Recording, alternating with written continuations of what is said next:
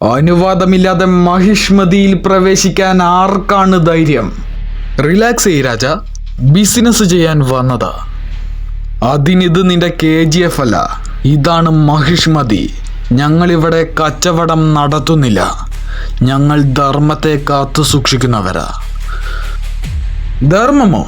Boss, KGF-ൽ അധികാരം തന്നെ ധർമ്മമാണ്, പണവും ധർമ്മമാണ്. എന്നാൽ ഈ റോക്കി ദൈവമാണ്.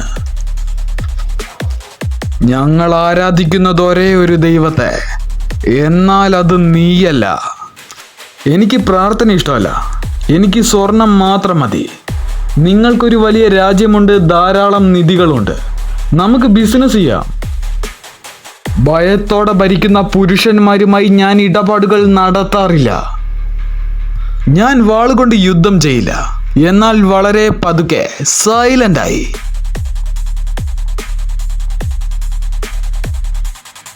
മഹാരാജ, ഞാൻ ബിരിയാണി വിളമ്പണോ അതോ യുദ്ധം ചെയ്യണോ? ആദ്യം ബിരിയാണി, പിന്നീട് യുദ്ധം.